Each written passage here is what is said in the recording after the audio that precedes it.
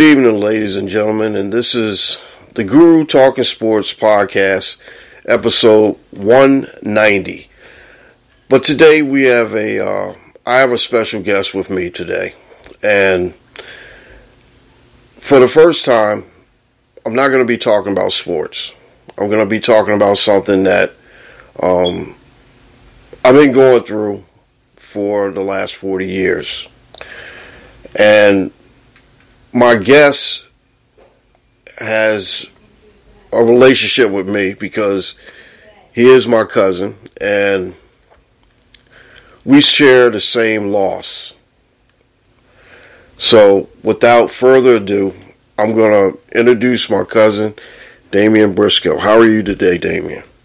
I'm well. How are you? I'm good. I'm trying to make it through.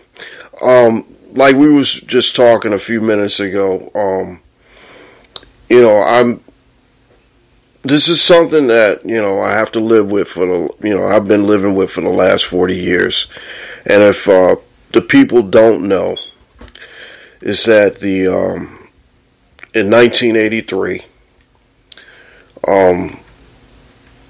when I was on board the USS New Jersey, I was coming back to stateside because of the passing of my great uncle, and he had passed on the 20th of October 1983, and I was able to fly onto the military base over in Lebanon, Beirut, Lebanon. And on the morning of Sunday morning, it's kind of hard for me, but I'm trying to make it through. On Sunday morning, at around 6 o'clock in the morning, there was an explosion, and we had lost 241 members of our service, and I actually lost my cousin. Damian lost his brother, and I also lost a shipmate, Senior Chief Michael Gorzhinsky. Like I said, this is really hard for me to talk about, but like I said, my cousin Damian has been with me for the last, long time, and we basically talk about the healing process. And right now I'm just going to turn it over to you, Dame, so you can explain to the audience mostly what you have to, what you can. Well, thank you. I feel honored to really speak on it. I thank you for the opportunity. So, in the scenario, when we're looking at what had happened, we actually are. How can I say it? It's a thing that we do have to go through, but we can actually let the healing process work. And what I've learned, like I was saying to you before, I could never say I understand. Yeah. For those who were there, it's things y'all saw, it's things that, y'all were relatable to that I wouldn't relate to. Okay. And I'm also thankful for the time that I did have with my brother. Because he did he did a lot in helping me grow. Yeah. As I was growing up. So I'm very grateful for that.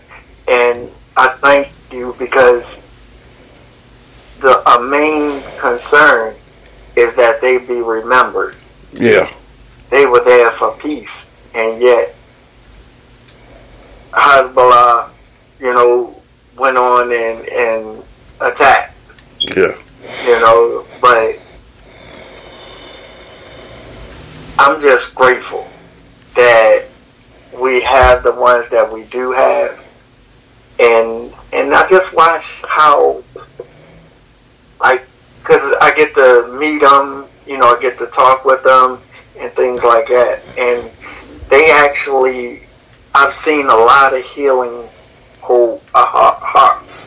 I've seen a lot of healing hearts. I've seen a lot of healed bodies. There was one gentleman that when they showed me the pictures after the scenario, I would have never known that was the same person. Mm-hmm. I talked with the guy who, was at the gate, and he explained to me how it developed. Yeah. How they were driving, and then when he got close enough, he had this look on his face, and he ended up getting thrown to the side as the guy attacked. So it's, but he's still with us, and or at least the last time I did see him, he was still with us. Yeah. But it makes you grateful for those who are with us. But it makes you thankful for those who, and make you want to remember. You never want to forget the sacrifices that people paid, the ultimate sacrifice. Yeah. But being able to just walk through it and just live every day, because we always want to remember. We always want to remember. That's so important to the families. Yeah. It's so important to the families. But we want to remember and be grateful, and in talking with the different Marines and the different families, I've watched so much healing. That's it's amazing. Yeah. When we can sit around and we can talk, and we talk about the stories of those that we lost. What do you remember about them? Yeah. What were some things that y'all would do and things like that, and they would tell how they would go to or they would bowl, or they would be boxing, or they be doing different things. They be dancing, or just having fun, telling jokes and things like that. Mm-hmm. So it's really a time of gratefulness for me. I get the opportunity to meet so many great men and women. I learn about different families and who was this person, who was that person, and instead of just letting it just dissipate. Yeah. So I thank the Lord for it, though. Now, I know, the thing about it with me is that I have and for the last 40 years, I've gone through several different therapists and seeking help for it, but I've wanted to tell you that I really do have some variation of nightmares and dreams about it every single night. I mean, hasn't been not one night in the last 40 years that I've had, I've always had thoughts and memories, and some of the things that happened that day, it was just it's just really hard for me to try to. It's been hard for me to heal, and like I said, talking with you, I feel like like me and you we can talk, and you can always put my mind at ease when I do talk to you, and I appreciate that. It's just that there's some it's just some things that I just like the other day. Miss Guru I'll call her Miss Guru. She was reading to me something about how when we lost our dog, how it affected our other dog. And I was like really sad, because the thing about it is that I know how much that dog, the one that was attacked, was meant to her, and it meant to me. And the thing about it is that now, my other dog that's here, he's been affected by it, and like we just don't know what to to say to him or tell him or something like that.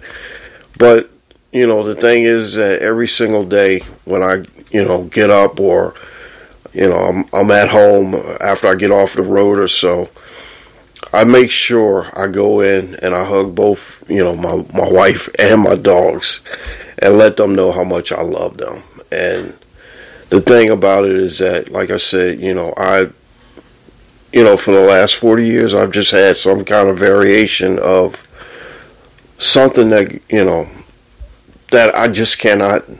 I try to put my mind at ease, and I try to move forward, but it's kind of hard because, like you said, I was there. I seen this.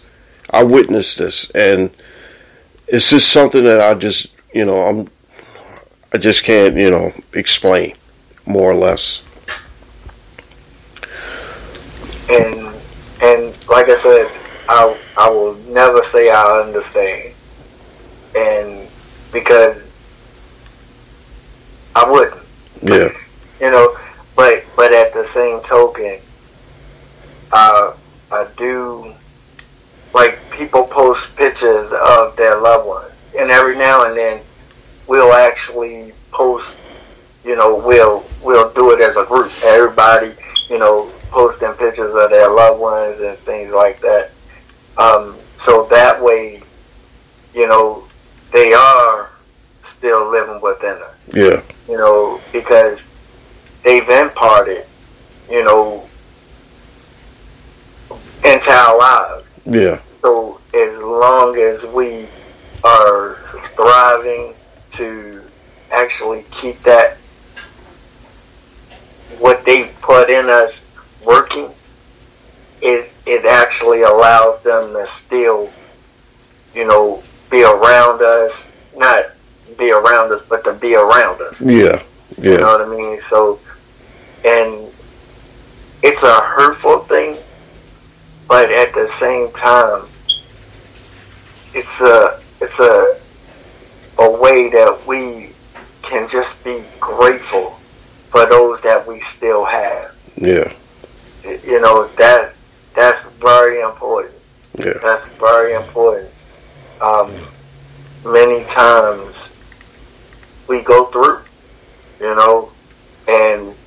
those that we have, if we turn our focus to those, but also remembering them because they have helped us grow to who we are today. Yeah. Whether they were brother, sister, whether they were cousin, whether they were friend, mm-hmm. they still helped us get to where we are. And I believe that if you woke up today, there's a plan for you. Mm-hmm. And that's me. I believe if you woke up today, there's a plan for you. Yeah. And think about what we can put in, and we can input to other people's lives.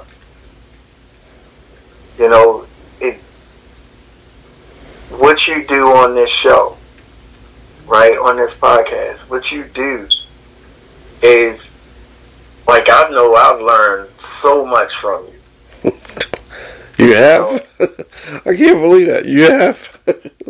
I've learned so much from you. Me talking crazy like I usually do. But it comes with substance of knowledge. Yeah. Not just, comedy. It's comedy in it, but you taught me a whole lot. You taught me a whole lot, and I speak about you a lot. Oh, I appreciate it, cuz. Thank you. I'm honored. I'm really honored because, I look at it this way. I'm the oldest in my family, and like I said, the oldest of my brothers and sisters on my father's side and brothers and sisters on my mother's side. But the thing is that everybody has somebody to look up to, but I don't have anybody to look up to. Actually, I'm gonna be honest with you. Your dad is basically my big brother, more or less, and I can talk to him, and I can, relate to him. And we talked on Monday, and I told him that I was gonna have you on the podcast this week, and like I said, we're just basically gonna talk. But I appreciate that, and I'm very honored. I'm very honored because, like I said, I do this podcast just to make sure that, I try to, throw a little bit of sports knowledge out, but, just trying to crack myself up or try to do something funny because, I guess this is something that comics go through. They say that, comics have a lot of tragedy in their lives.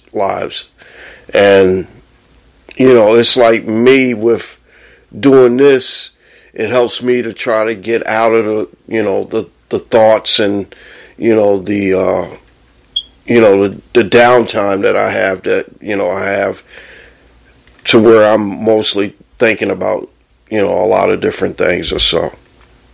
But, like I said, I'm really honored. I appreciate that. But I'm sorry. Go No. I was gonna say, yeah. So I thank you again. Appreciate it. Go ahead. You're welcome. When you're going through, and a lot of people are feeling like a lot of emotions in this sound, and then to have what's going on now for other people, it can actually like really stir up a lot of the feelings, but at the same time, it's a time that we can just be grateful. And I can't say that enough. And maybe to some people I can say it too many, but it's a time of being grateful. Yeah. I was actually young when my brother, was taken. Yeah. And the crazy thing is, I thought I saw him on TV. Right? Yeah. But then, I got the call saying, hey, you need to come and need to talk to you, and they let me know, so I was like, hold up, I thought I saw him. So that was like really weird. Yeah. That was like really weird, but over time it was like, okay, well, this has happened, appreciate the time that you spent and still try to understand what people go through when they do lose. Mm-hmm. You know, because nobody is the same. Yeah. You know, but if I can try to understand, then if I can be a help to someone, that's what I want to be. Mm-hmm. You know, and that, like, for you and for other military personnel that have gone through and still are thriving and still going and moving forward, you know, that's an awesome thing. That's an awesome thing because, you know, some people, you know, the trauma was too much that they couldn't take it. Yeah. You know, so, you know, I'm telling you. And think about it. Dante and Katie. Yeah. You know what I mean? Yeah. You know, and that's one of the two reasons why I, you know, try to just, you know, be a good father, be a good husband, be a good brother, you know, everything. So, you know, like with them two, they're of age now. And like I said, Dante knew a long time ago, and Caden, he knows, and you know, he's only 18, so it's like I had to, you know, kind of wait a little bit until he got a little bit older to explain to him what, you know, I really went through. But you know, like I said, they know, and you know, they basically you know, call to check on me around this time, and they understand that and I told them that the biggest thing, you know, for them to do is just to give me a call or me hear your voice on, you know, on that day or on, you know, any day. And I said, you know, that makes me, you know, it makes me feel better. It makes me feel a lot better. You know, so, but, you know, like I said, I just, you know, I think, you know, what I wanted to do was just basically talk to you. And, you know, I've actually tried to, you know, pray every single day. And, you know, I've you know, been reading the Bible and everything and trying to do what I'm supposed to do and trying to be thankful for the time that I'm here. And it's just that, you know, like I said, I kind of question why, you know, what happened that day. And I, you know, it's like I say, I can't really question anymore. I just have to believe in, you know, the faith of just trying to move forward and learn from it as well. But I wanted, no, go ahead. I wanted to ask you, you know, go ahead and, I'm sorry, I keep cutting you off. I'm sorry. Go ahead. No, you good. I had a couple questions for you if I could. Okay. And who was the funniest person that served with you? Oh, funniest person. Yeah, that, like if things were getting crazy because of the orders that came down, you know they was gonna have a joke. Oh man, it was this guy named Jay Waller. He was a little short dude from Houston, Texas, and he used to crack me up all the time. I mean, more or less, he was just one of those guys that was just, you know, little short Texas guy, and he was, you know, thought he was the biggest thing in the room. So it's like he come in, he would come in and say, he would just kind of like, just joke around, and he was always happy, man. This guy was like, I was like, oh my gosh. Every time I see him, he's like, yo, man, hey, everything big in Texas. He would talk about Texas all the time. And I was like, oh my gosh. And he was a Cowboy fan. I was like, oh jeez. I mean, this dude, and then, like I said, he was probably the funniest guy I can still remember. He was on my ship when I left the ship to go into, be transported back home. But Jay Waller was, this dude was, I don't know where he's at now, but I tell you one thing, he was a funny guy. He was a really funny guy. And he actually, gave me some of my comedic, some of the comedy I get a little bit. I think about him sometimes, and I was like, gosh, man, that dude, he made an impact on me of being, just trying to be funny, because he was a great dude. It's funny because I didn't realize it, but when I went in, I was in some of the same battalions that my brother was. Wow. That is something. I was like, he was in, 1-8. I was in 1-8. Oh. I was like, whoa. And,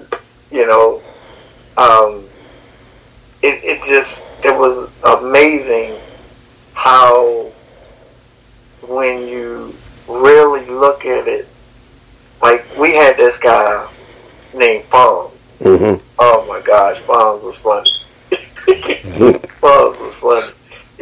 And you just have the people and the relationships that you build, even if you don't keep in touch with them. Yeah. It was like, you'll never forget these guys. Yeah, exactly. You'll never forget them. Now, what was your favorite thing about the military? The travel.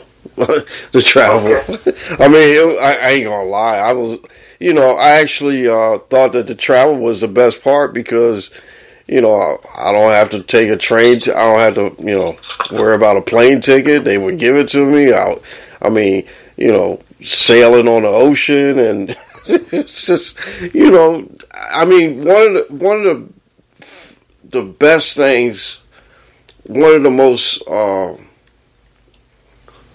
the one thing that I can remember and say that, I really liked was going through the Panama Canal. That was like, I never thought, or never imagined, our ship was going to go through it. But when we were in Hawaii, and they told us that we had to, not go home. We had to, kind of make it over to the Middle East. We had to go through the Panama Canal, and I thought that was like one of the most exciting things in the world. I mean, that was just really something. So, yeah, that, and, just basically, yeah, like I said, travel, and basically just meeting a lot of new people.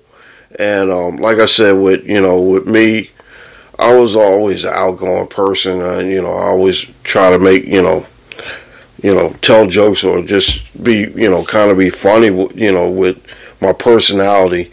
And, like I said, it was just great to see the world, and believe me, if I, like now I tell, Dante and Kaden, I said, look, if you want to travel the world, travel it while you can. And like I told him, I said, hey, me, I don't care if I don't go anywhere. I go to Baltimore, I go to, go up to Philadelphia or whatever. But the trip to Dallas was really cool. About a month ago, and like I tell them all the time, I say, hey, I've been to Hawaii, I've been to Puerto Rico, I've been all over this place. So, I ain't gonna lie, the travel was great. I mean, that was like my favorite thing. Okay. And that right there is what we do.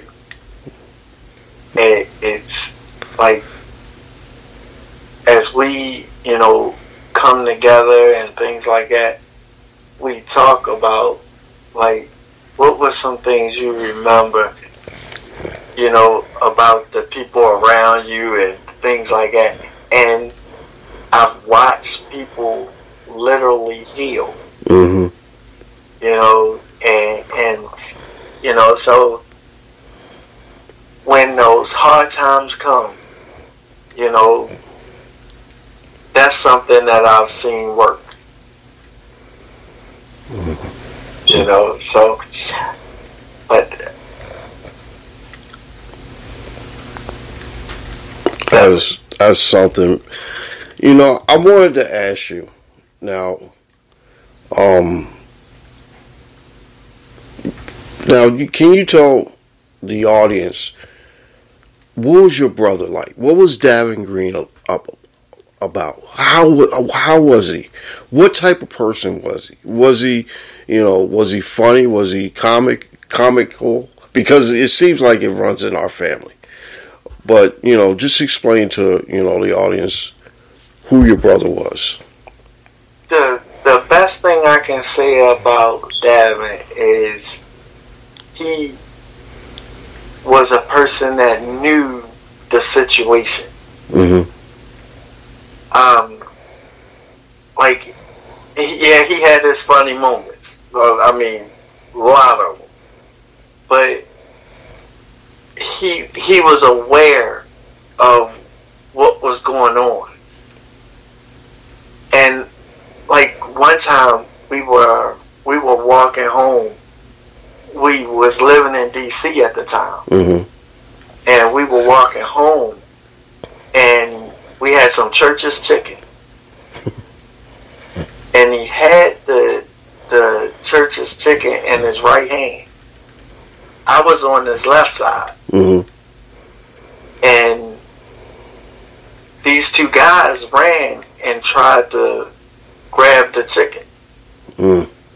And he switched it to his left hand. And because he did that, they missed. But they kept running. Wow. Right? And I had no clue all this was going on. Wow.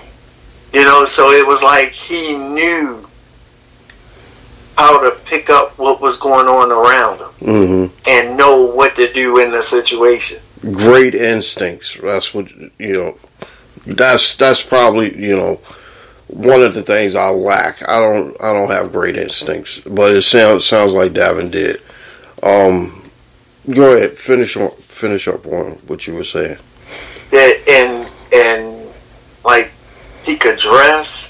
He could. I mean, it was so many things that I watched him, and like it was so much quality in what he did. Mm-hmm.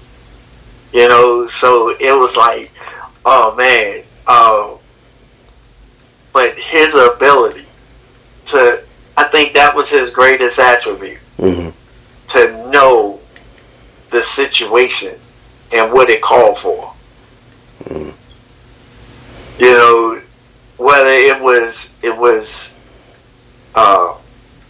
sports or whether it was, a life situation or a dangerous situation, whatever it was, he always seemed to have the awareness of what was going on and what to do. Wow. And I was like, man,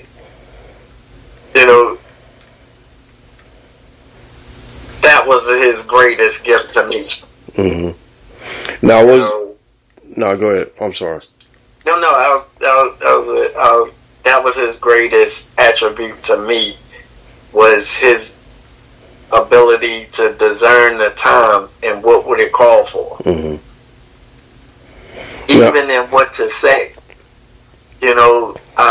Back then, and I ain't gonna hold it, but back then, I actually would start a conversation with a question. And he told me, he was like, no, greet the person first. Just little things that he understood. Yeah. So yeah, that was something that always amazed me. Now I wanted to ask you, was he a good? Was he what was his favorite sport? His favorite sport? Mm-hmm. He actually, I guess it would be either football or baseball. Okay. Well, yeah. I mean, we're Briscoes. We're sports oriented, and I just basically wanted to know, was he really was he a big Oriole fan or? We were. Yeah, we were really Oriole fans. Yeah. And we were Colt fans. Mm-hmm. Right? We loved home team. Yeah. We loved home team. But his actual favorite team in football was the Vikings. Oh, he was a Viking, Minnesota Vikings guy. Yeah, he loved the Vikings. Yeah.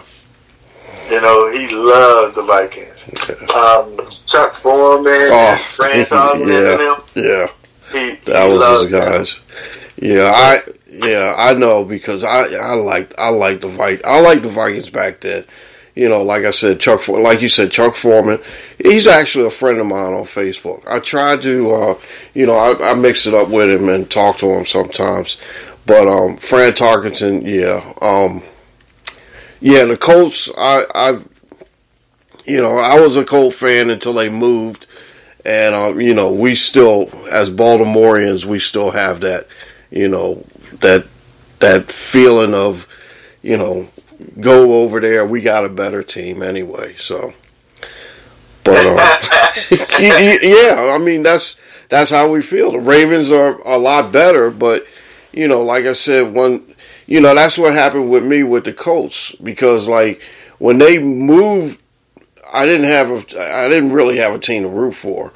So I said, well, you know what? When these two teams come in, Jacksonville and Carolina, I'm gonna root for Jacksonville. I don't know why, but it's since 1995 I've been with them. So it's a good thing that we both like the Jacksonville Jaguars, and like I said, the only good thing this week it's happened is that hey, they won on Thursday night, and I actually had to go on the road, and I was like really happy when I found out that they won. So it was pretty cool. All right, so I'm not gonna hold you up to a whole lot, but like I said, a couple more things. If you want to mention, that's fine. But I really enjoyed always talking to you because, like I said, I learned something too. I learned that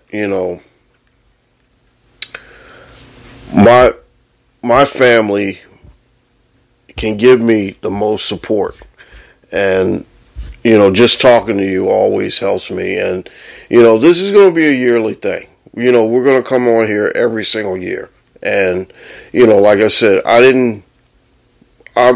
broke the format, and like I said, I have the opportunity of doing anything I want to do on this podcast. And like I said, now I thought that this would be a great time for me, just to talk. Because, like I said, it's just not, sports is sports, and it'll always be there. It ain't no big deal, but like I said, there's more important things in life than sports, and this is more important. Just basically having this conversation, but like I said, whatever. Do you have anything else you wanted to add on to it? Well, I just wanted to, like I say, I thank you for the honor to be on the podcast. I thank you for the honor to be this specific topic. Yeah. You know, because it does keep the memories alive, but at the same time, I thank you for the things that you teach me in your podcast. You know, I'm still trying to figure out what it is. I just don't know. It's so many things, like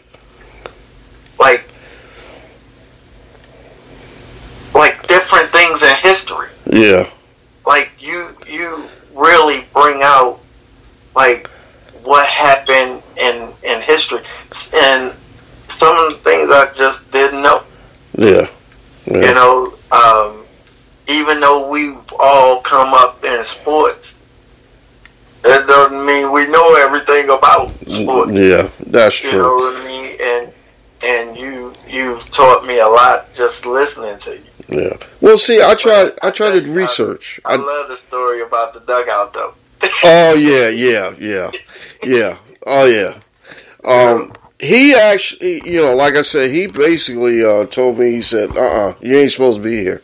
So, like I said, Frank Robinson was he was a stern man. I mean, he was like very, very, very stern. And if Aretha called me or talked to me about a couple stories that she had, about Frank Robinson, and like I said, it was something else.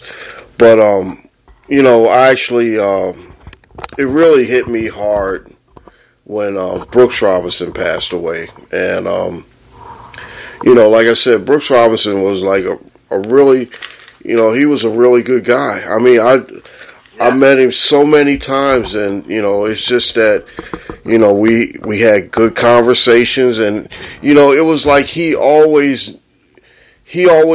didn't remember my name, but he always knew me. He would say, "Hey, I know you," and I'm like, "Yeah, and I told him my name and all like that, and he was really a really good guy. And like I said, I'm just so, I just felt really sad. I felt like there was a part of my childhood that was that left me when thinking about Brooks Robinson and all.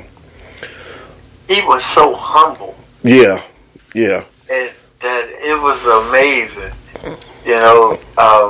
I actually met him, and I was like, "Hey," and I think I scared him, but I was like, "Hey," and he was like, and I said to him, I said, "I played third base because of you."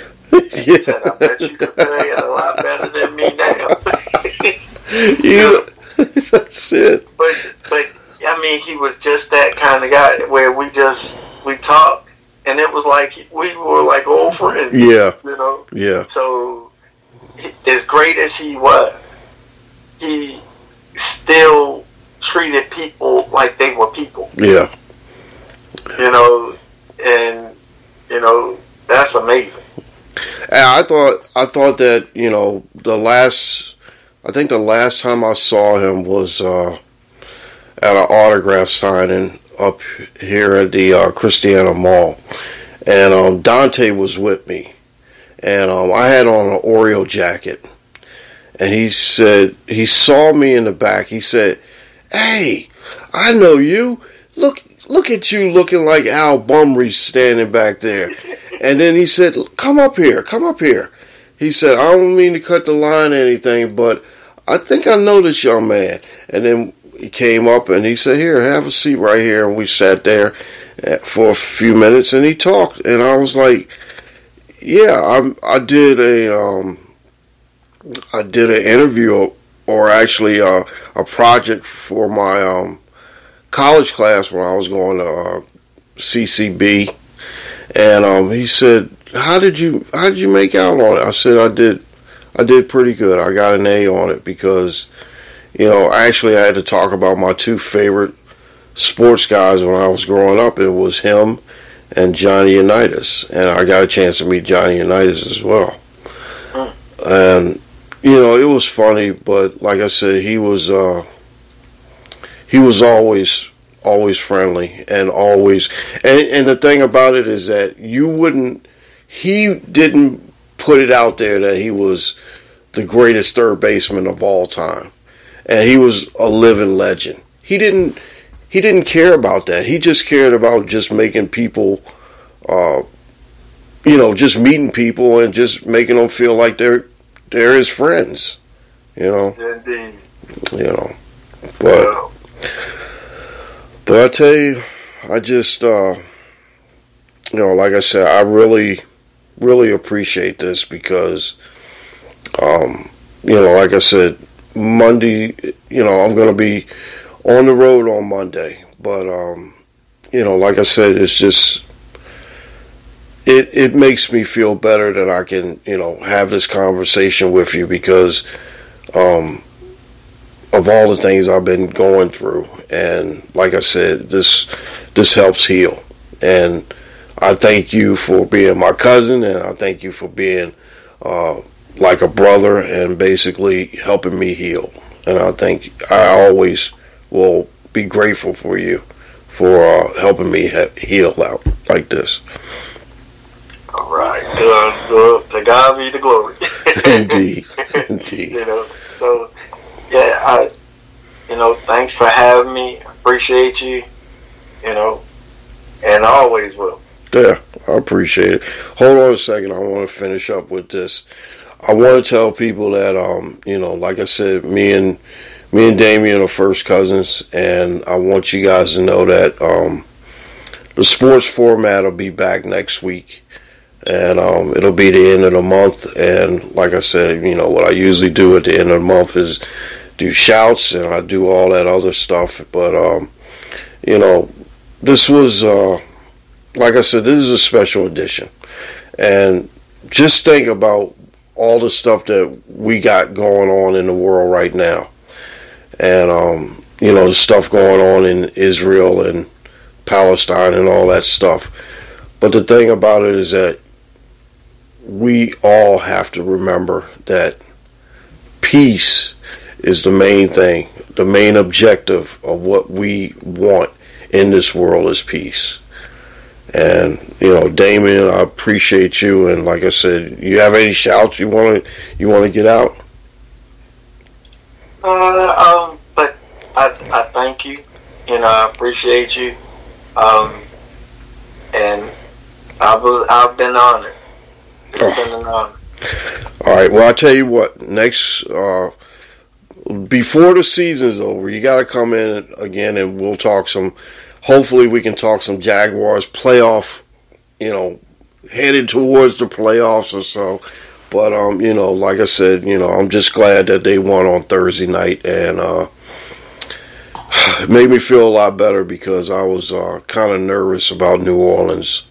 But, like I said, this, with the division being the way it is with, Indianapolis and Houston and my man C.J. Stroud from Ohio State, I had to put in Ohio State a little bit because we had a big win over Penn State today.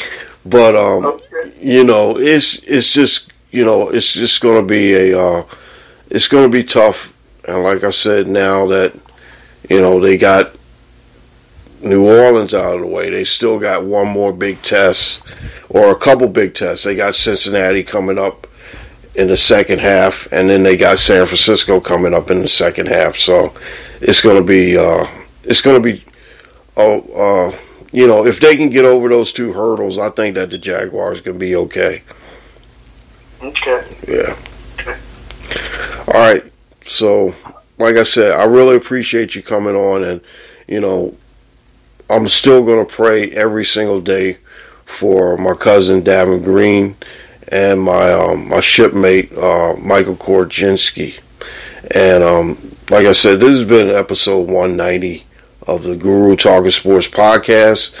And like I said, I'm not going to do anything else but just tell you guys, pray for the families, pray for everyone, and just remember every single year that,